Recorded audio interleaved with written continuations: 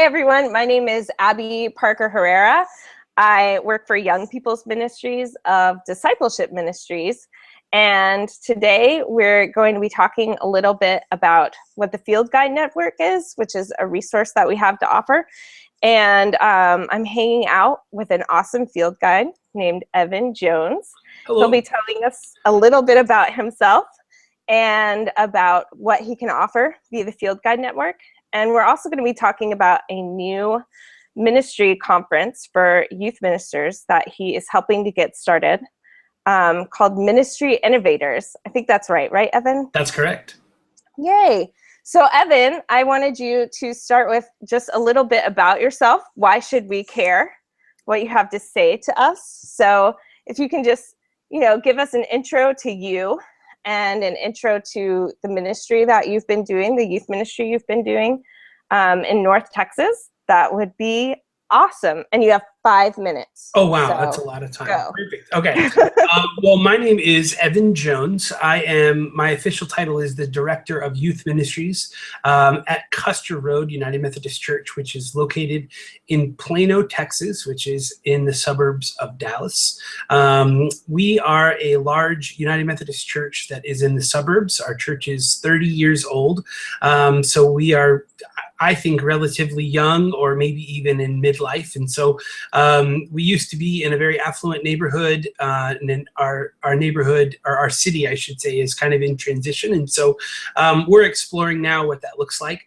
I have been in youth ministry full-time since 2000. I was born and raised in San Antonio at Travis Park United Methodist Church, and then went to work there for 7 years, and then moved to Sun Creek United Methodist Church in Allen, which is another suburb of Dallas, and was there for 4 years, and now have been at Custer Road for almost 5.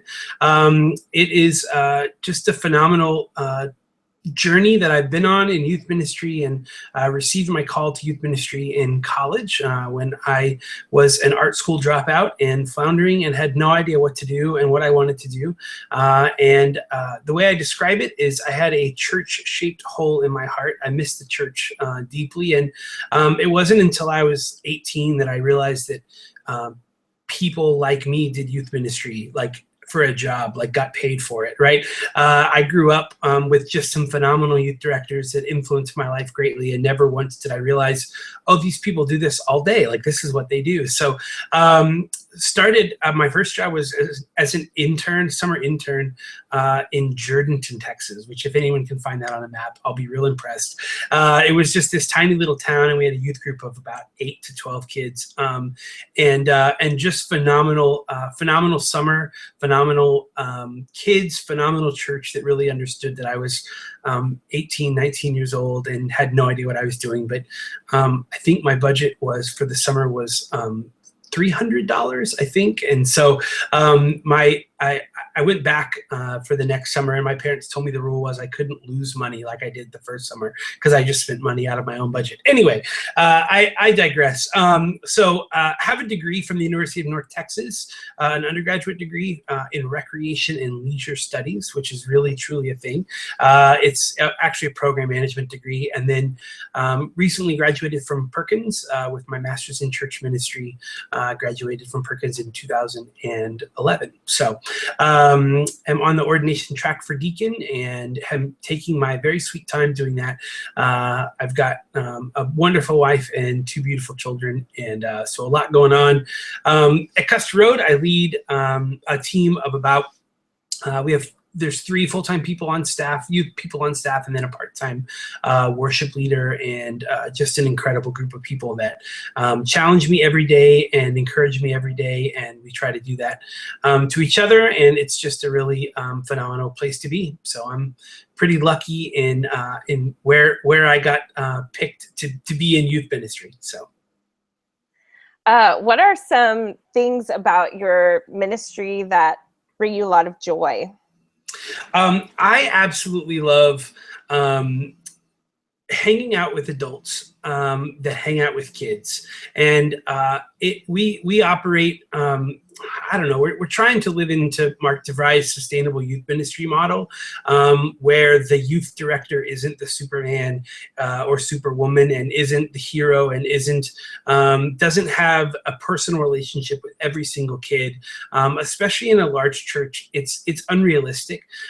So we use the analogy of a fountain that's got 3 tiers to it. The top fountain pours into the second fountain that pours into the bottom fountain. And for us, that's kind of the model. So we try as a staff to pour into the adults who pour into kids. And of course, we have relationships with kids. Otherwise, that's kind of the fun part of our job. And so for me, just the joy of hanging out with kids and encouraging adults to hang out with kids and be with kids and walk along with them in this journey of faith together. That's what gives me the most joy in my job.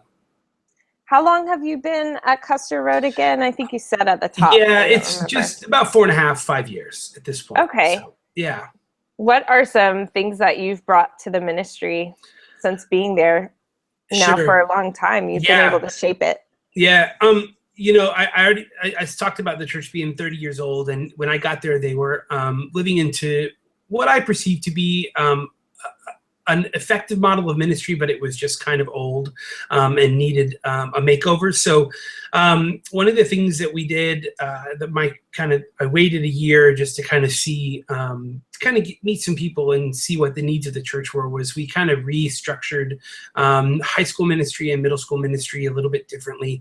And even programmatically what we did within those times on Sunday mornings and Sunday nights. And we dropped some of the midweek stuff that just wasn't working very well. There were, it was a handful of kids, 5 at the most, that would gather. And so we kind of streamlined some stuff, and was filled with lots of change the first really two plus years, and finally am kind of settling into a new normal there about what it looks like and what week to week looks like and stuff like that. But just overall kind of just changed the whole program pretty drastically, which has been a fun thing and a very challenging thing, but ultimately pretty rewarding. So. Well, you've been in ministry for several years there. I know that you've taught and helped with Perkins School of Youth Ministry as well in your time of Perkins. And I think for a couple of years, you've been on what's called our Field Guide Network, which is a relatively new resource that we offer through Young People's Ministries, where we allow people to connect with someone who's maybe a veteran in ministry and learn from their hands-on ministry experience. They don't necessarily have to enroll in a class or show up at a conference. They can connect directly with someone who has information that might help them as they get started in something that they're trying to do. And not one of the things, each field guide can choose some areas of expertise. And so on your field guide description, I know that you've listed that you have expertise in the areas of curriculum, discipleship, youth, which you've talked a little bit about, small groups, and worship. And I wondered if you could speak to any of those or what might interest you in those areas, and what might someone be able to learn from you in those areas? Let me just say first, I will never forget the chair I was sitting in when I first heard Chris Wilterding describe the Field Guide Network and what it was and what the goals were. I was sitting next to a friend of mine, and we'd been in ministry a long time, and both of us turned to each other at the same time and said, I wish I would have had this when I was just starting out. It's just an incredible thing, and I hope that people will take more advantage of it, because it's just an incredible opportunity to get to have a very informal conversation, like you said, that isn't a class or isn't a right way and a wrong way, but just an exploration phase. And it's phenomenal. So my quote areas of expertise, which I kind of shudder at calling myself an expert. It's just so kind of weird to think that I'm an expert in anything. I have a real passion for new ways of discipleship, and specifically how the church goes about that model of discipleship. Really, this is harsh, but I grew up in a church where I perceived youth ministry to be a social gathering and a country club and something that you do for fun. And as I've read about youth ministry and changing youth ministry, more and more it feels like discipleship's getting lost to going to Six Flags or going to a swimming pool party or whatever. And we still go to Six Flags, we still go to swimming pool parties, right? But really, the focus of discipleship really is our kind of area that we're really focusing on at Custer Road. So we broke discipleship into community and learning and worship and service. And so those four things kind of drive what we do. So as a field guide, talking about discipleship is just a reminder, or a conversation with whoever says, hey, let's have a conversation about discipleship, that really discipleship is youth ministry, right? It's for me, it's a lot less about the events and activities that come with community building, right? That piece, but really it's the larger thing. So I also have a real passion for worship and a passion for experiential worship and immersive worship. And every Sunday night we, not every Sunday, but on Sunday nights is when we have worship designed for youth, and we do lots of prayer stations, lots of really cool lighting, really kind of immersive stuff, and lots of writing where kids get to reflect, some times of silence, some times of prayer, stuff like that. So just breaking from the, I even hate to use the word traditional worship, but even traditional in modern, right? Just constantly kind of pushing the boundaries about what worship looks like with youth and what they need from that. And so curriculum writing, I'm passionate about. I got asked last year, I guess, to help write some curriculum for United Methodist Publishing House, and so have some expertise in that area, and write most of our curriculum for our youth. We use very little outside stuff, so I'm always glad to have conversations about any of those things regarding youth ministry. So. Well, I know just hearing all that, some of y'all might see me look down. I take notes as you're talking, and that automatically made me want to ask a million questions just about your process for writing curriculum and what kinds of curriculum you have. And so I already am like, I want to learn that too. So hopefully for those listening or tuning in, it piques your interest as well. I'd like to move on just to give you some time to talk about this new youth ministry conference that you're working on, because it sounds awesome to me. I do new church start work, and so spend a lot of time in the land of innovation, which sometimes can be a good thing. Sometimes I'm like, is this just another buzzword in the church right now? Yeah. But I feel like I get to hear from several innovative people and things that are going on around the ministry world, but I haven't seen that translated to youth ministry really. And so I'm just interested to hear about, how this conference came to be. We can start there. Cool. So I've been around a while, and I've been to a whole lot of youth ministry training events, and I'll give a quick shout out for PSYM, Perkins School Youth Ministry. I was a teacher there, served on their design team for many years, and in fact started as a participant there. I've said multiple times that I would not be in youth ministry if it wasn't for Perkins School Youth Ministry Foundations track. That is the comprehensive how-to of youth ministry, and it's incredible. The problem, not with PSYM, but the problem with youth ministry, as I see it, is that the turnover rate is so high that training events really focus on the first 3 to 4 years of ministry, that really focus on how to. I don't, this makes me sound way more arrogant than I am, but I don't mean it this way, I promise. I don't need one more workshop on leading junior high games. I'm pretty good on junior high games, right? I'm pretty good on how to lead a Bible study, on how to, right? So this idea kind of popped up in my head a couple years ago, and I've been sitting on it and thinking about it and how to do it. And finally, in late 2014, I decided that 2015 was the year. And so kind of started putting some feelers out and building a team together. And now we've kind of launched this beast that is called Ministry Innovators. And I, much like you, Abby, feel like innovator is one of those words that I kind of half roll my eyes at, right? Because it's like, oh, geez, is that another buzzword that's going to go away in a few years? So I looked up the definition, right? And I got really, this is so bizarre. I got really into Thomas Edison. And because Thomas Edison didn't invent the light bulb, right? The light bulb was invented way before Thomas Edison came along. What Thomas Edison did was innovate the light bulb. He made it where it was commercially viable, et cetera, right? So Thomas, he gets all this credit for inventing the light bulb, and he didn't, right? So for me, the same thing is true of youth ministry. I didn't invent youth ministry, and frankly, I'm not going to reinvent youth ministry.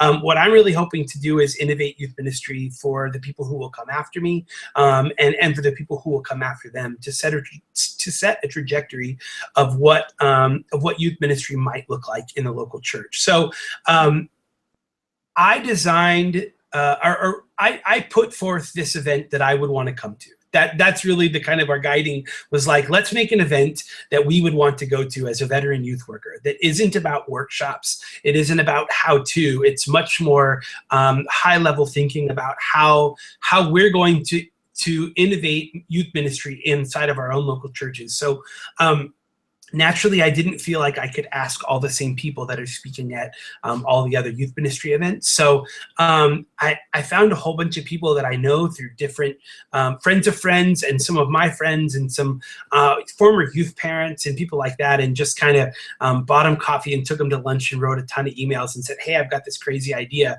Are you interested? And overwhelmingly, people were like, yeah, let's try it out and see what happens.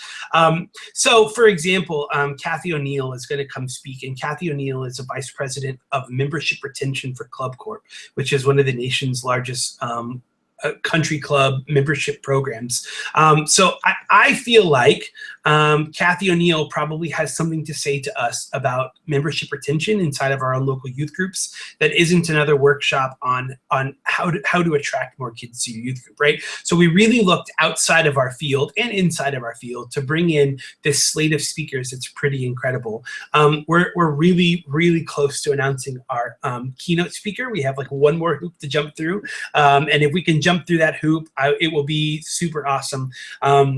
And will be really great. People are already signing up for it, even without the keynote speaker. Our main, well, there's lots of things that we want to accomplish, but really we want people to walk away feeling like they have a sense of community among other veteran youth workers. I know that sometimes youth ministry, especially when you get to be a veteran, feels like you're on an island because so many people that you started with are now long gone, and then it's a new crop and a new crop and a new crop. So finding kind of that pool of veteran youth workers that look at each other and go, oh, okay, we can do this, we can talk more, we can do this together. So that feeling of community that happens just organically by being in the same space. And really, we want people to walk away feeling equipped to do ministry in new ways, which is not about a how-to, but just about new ideas and new thinking. And finally, we want people to be wowed by the event. And so we're holding it in a theater, not in a church. So the venue is different, and we're just kind of trying to think outside the box and do things in new ways. So it'll be lots of surprises along the way that we've got planned, and lots of really great content. But we are super excited and really hope that people will join us. One more thing, sorry. The other part that I think for me is really important. We really wanted to price the registration where it was super accessible for people, and really the way that we're able to do that is this is no one's full-time job. No one's trying to make a living off this. We all have youth ministry jobs, so there's not a huge overhead for people for making my salary or making some of our team members' salary. This is all things that we do in our spare time when our paid jobs don't pay us to do this, right? Right. So really we think that's why we're able to offer it at a pretty affordable rate, and hope that people kind of see that this isn't a money-making venture for us, but just as an opportunity to connect with like-minded folks who want to do youth ministry in new ways. Cool. Well, it definitely sounds really interesting, and I've enjoyed checking out the slate of people who will be speaking. Just the mix is really good, I think, of people who do ministry, people who do innovative ministry, and then people from completely outside the world of ministry. Yeah. That could, definitely speak to us. Because I it's really easy to get stuck in church culture. Yeah. And forget what's out and around us. Yeah. Right? Yeah. All the gifted people God has placed around us that we're not even looking to, because they're not churchy people in our brains. Yeah. Hank Adams is one of our speakers. He was a youth parent at my last church, and we've maintained a connection because I think Hank is one of the coolest people in the world. And Hank was one of the primary architects on the new Parkland Hospital, which was a multi-billion-dollar thing. I feel like Hank can teach us a few things about working as a team, right? And what it means to collaborate and project management stuff. So I asked Hank to come, and he's like, "Yeah, it sounds great. Let's do it." Right. So again, people outside of our field that I think can teach us a few things about how we do church. So when is this conference, and how much does it cost? Yeah, so it is October 21st through the 23rd. It's a Wednesday through a Friday. It's Wednesday night is when it starts, and it's all day Thursday, and we end at 3 o'clock on Friday. And the idea is that people can fly in Wednesday or drive in Wednesday, and then catch a late flight out Friday, or spend the weekend in Dallas hanging out if you want to. That there are some options there. So October 21st through the 23rd. Registration right now is $200. And that's the early bird rate that ends at the end of May. Otherwise, it jumps to $250. So, yay.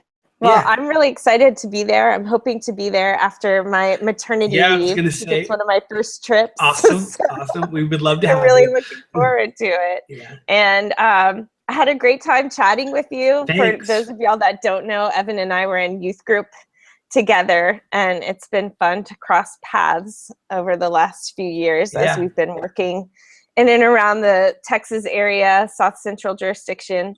But it's great to see you, and I hope to see you again. And I hope y'all either tune in with Evan again by becoming part of his Field Guide Network mentorship group, I guess, or people that he can talk with, and or by coming to this conference.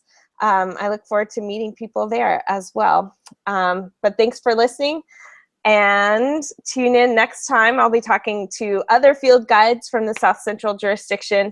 So looking forward to share those people and their ministries with you. Have a great day. Bye.